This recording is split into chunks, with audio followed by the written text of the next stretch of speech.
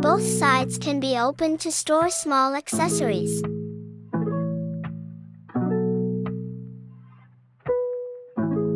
Each nail polish has its own storage place. Batteries need to be installed before using the nail dryer.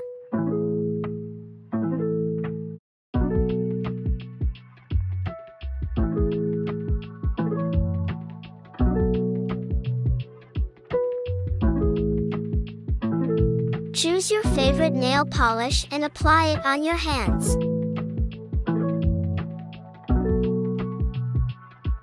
Put your hand in the dryer and press the button down.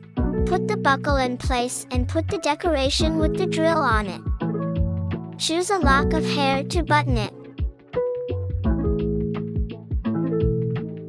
You can choose to buckle a few more and it will become very beautiful.